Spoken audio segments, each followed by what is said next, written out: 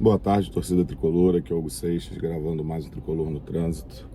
Hoje é dia 26 de fevereiro de 2026, né?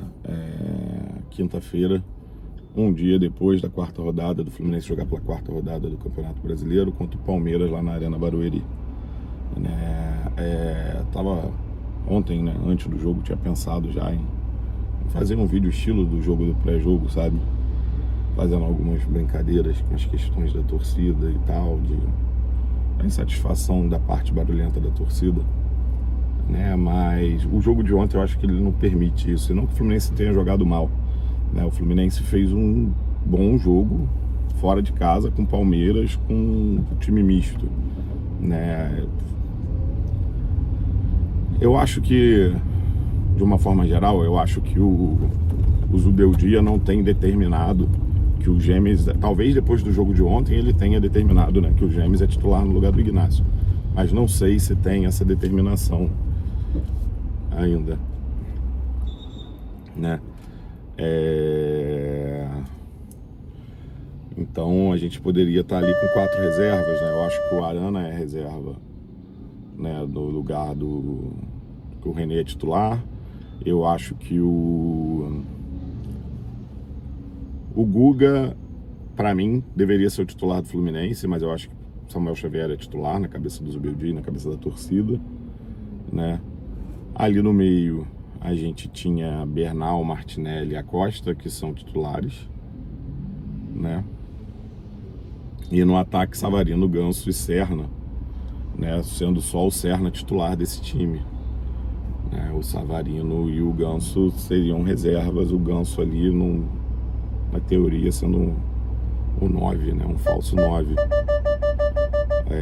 Eu acho que talvez a ideia do Zubeldia era ele ter mais ele como ponta de lança do que 9 enfiado na área, né? Mas enfim, né? E mesmo com esse time aí com 4, 5 reservas, né, o Fluminense fez um bom jogo lá, né? O Fluminense começa melhor no jogo, né? Tem uma finalização, né, que o goleiro do Palmeiras faz uma boa defesa, tem uma cabeçada meio torta para fora do Ignacio, né? Eu achei que o Fluminense começou melhor do que o Palmeiras, porém, né, numa falha do Martinelli saindo com a bola, né?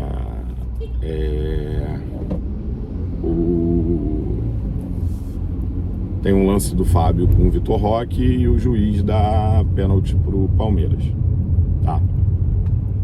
Eu vou ser sincero que desde ontem, quando vi, sei lá, a 15ª reprise do lance do pênalti, né, eu acho que pode ter havido um toque do Fábio, né, com a canela no pé do Vitor Roque, mas com o Vitor Roque já se jogando, né, já caindo já, né, com o corpo mole. Então assim, se tocou, se o toque é falta é pênalti, né? Não é porque foi dentro da área que, se aquele toque é falta, que tem que deixar de dar pênalti, né? Mas o que me mata é a marra do juiz, né? Que ele vai lá e fala pro Fábio, né, que o Fábio tocou o jogador com a mão.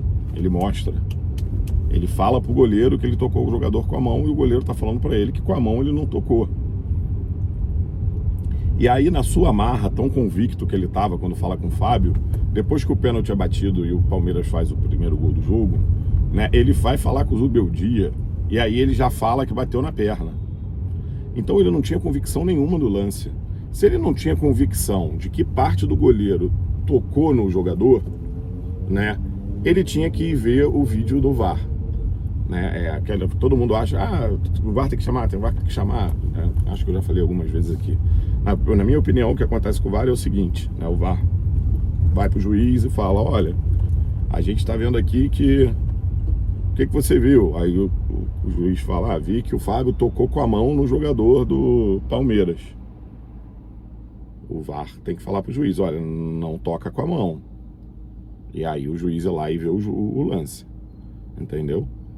Não pode o juiz achar que tocou com a mão, não tocou com a mão, e ele nem verificar se tocou alguma outra parte do corpo, tá? Então já começa o erro aí da marra desse juiz, que depois, no segundo tempo, né, o Palmeiras sai com a bola no primeiro tempo, sou sincero que eu nem reparei nisso, né? E aí o Palmeiras sai de novo no segundo tempo, o Freitas fala com o juiz sobre, e o juiz manda ele calar a boca, senão ele vai tomar um outro amarelo.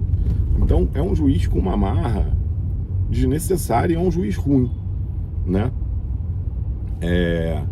Aqui não é chororô nem nada, mas assim, né, esse pênalti, o erro na saída de bola, gerar o pênalti, que é um pênalti que foi mal dado, né? Isso mexe com o psicológico do Fluminense. O Fluminense começou melhor a partida e ali desliga o disjuntor um pouco do Fluminense, né? Portanto que logo na seguida o Palmeiras faz o 2-0 e por uns 3 a 5 minutos parecia que o Fluminense ia ser amassado pelo Palmeiras, né? Mas isso durou pouco tempo, né? Logo depois o Fluminense volta para o jogo e o Fluminense, depois disso, tem as melhores chances do jogo. O Palmeiras teve chance de ampliar? Teve. Mas o Fluminense teve mais chance de empatar e empatando, né? Se continuasse produzindo do jeito que produziu, né? Virar a partida, do que o Palmeiras teve de ampliar. Entendeu? E é isso, assim, né? O jogo, assim, falando dos jogadores, né? Essa mania, né? De falar que o Freitas é ruim, que não sei o quê, pô. Ele foi driblado, ele e o Arana, né? O Arana não fez um bom jogo ontem, né? No lance do segundo gol. Mas é isso, ele é o jogador da defesa que menos erra, sabe? Ele e o Guga, né? Mas eu acho que ele errou menos que o Guga. E os números do Freitas no jogo são os melhores números dos 4 zagueiros que começaram como titular. Os números deles são melhor do que o zagueirão lá do Palmeiras, acho que me fugiu o nome dele agora, né? E do que o Murilo, que é o outro zagueiro, que o Ignacio nem se fala, porque o Ignacio ontem mostrou por que o Freitas é titular, né? E aí ele disputa a vaga com o Gêmeos, que também erra, mas eu acho que o Ignacio ontem, né, se há uma dúvida na cabeça do Zubeldia, ela tem que deixar de existir, né? Eu até falei no intervalo do jogo, como o Freitas já tinha amarelo, e o jogo estava muito corrido, de que talvez o Zubeldia poderia botar em campo a zaga que a torcida queria, né, que é Gêmeos e Ignacio. Mas como ele já teve que trocar o Bernal, né, e teve que trocar o Acosta no intervalo, eu acho que ele acaba optando por guardar as 3 substituições, né? Então, assim, né, de uma forma geral, né, o Bernal para mim errou muito, principalmente quando estava ajudando a marcar ali pela direita, né? Ele errou bastante ali, né, quando o Palmeiras fazia o abafa ali, né? Eu acho que o Savarino demora um pouco para entrar no jogo, né? O Acosta fez um excelente primeiro tempo, pena que sentiu a posterior ali da perna, acho que esquerda, né? Tomara que não seja um problema para domingo. Né, o Ganso lá na frente, eu não gosto do Ganso, né? Eu gosto do Ganso mais atrás, vendo as jogadas, né, para poder criar, né?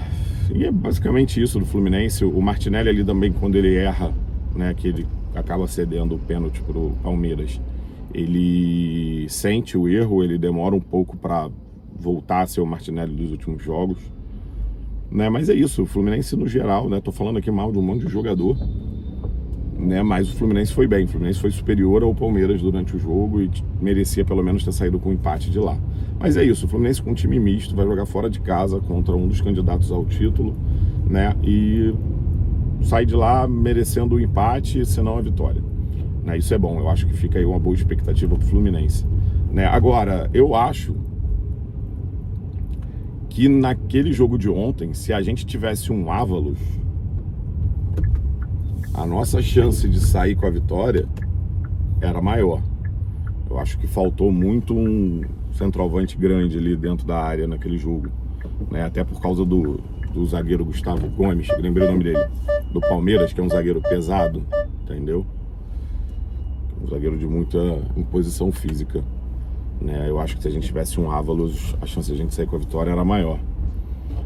Não acho que faltou zagueiro, né? Que nem tem gente que quer colocar. Ficou claro que quando a gente joga contra os melhores times do Brasil, falta um zagueiro e um 9. Não acho, né? O 9 faltou porque a gente teve que poupar o nosso, né? Talvez se tivesse começado o jogo com o JK, mas eu acho que o Zubeldia não erra em não começar o jogo com o JK. Talvez a gente tivesse feito mais gol também, já que o JK tá fazendo bem o pivô, né? Mas talvez ali não era para jogar com o Ganso, né? Talvez fosse jogo pro Matheus Reis. Acho que valeria ter começado o jogo com o Matheus Reis. Mas não tô aqui para reclamar do Zubeldia. Mais uma vez, o Fluminense ontem não mereceu a derrota pro Palmeiras. E mostrou que tem time, que tem elenco, né, com capacidade de brigar por grandes coisas, né? Por mais que o Santos Moreno não tenha entrado muito bem, mas o Soteudinho entrou bem no jogo, eu achei, né? Pena que ele precisou entrar no lugar do Acosta, entendeu? Mas é isso, assim, eu gostei do que vi ontem, né? Acho que esse time pode conquistar coisas grandes. E uma coisa que eu quero falar, né, a torcida do Fluminense está se rasgando, parte dos influencers estão se rasgando, mas se a gente parar para pensar, né, nos últimos... Vou botar 2023 no meio, né, 23, 24, 25, nos últimos 3 anos, os times que conquistaram alguma coisa no Brasil, né, seja brasileiro, Copa do Brasil, né, ou Libertadores, foram times que não estavam prontos no meio do ano. No meio do ano foi necessário, né, que se agregasse algumas peças para que esse time, na janela de meio do ano, para que esse time pudesse conquistar, né, esse objetivo, o título, né? E o Fluminense vai encerrar a janela. Eu acho difícil que... Eu acho que não precisa vir um zagueiro agora, acho que precisa sim vir um Nino no meio do ano, né? Tá difícil vir um 9 grande, mas acho que precisa trazer alguém, até porque o Zubeldia parece não confiar no Matheus Reis para essa função, e a gente não consegue confiar no físico do Cano. Eu acho que não tem problema nenhum esse 9 grande e o zagueiro vir no meio do ano. É o que aconteceu com outros times, e acho que a gente tem time aí para terminar bem, pontuar bem no Campeonato Brasileiro, fazer uma boa primeira fase de Libertadores, né, e se classificar nas fases iniciais da Copa do Brasil. Entendeu? Tô cansado dessa torcida chorando e reclamando o tempo inteiro, né, chamando a diretoria de incompetente. Porra, a gente trouxe Arana, Savarino e Gemes, sabe? Acabou de renovar o contrato do Martinelli. É a mesma diretoria que trouxe Canóbio e Serna. O Canóbio ontem fez uma falta gigantesca, né? E saiu aí uma questão que as últimas 3 derrotas do Fluminense, o Canóbio não estava em campo, né? Com ele a gente costuma pontuar mais do que sem ele, né? Um jogador que todo mundo achou que veio caro demais, não foi isso, né? Enfim, é isso. Saudações tricolores e faz o urso. Vamos brigar aí pelo título brasileiro.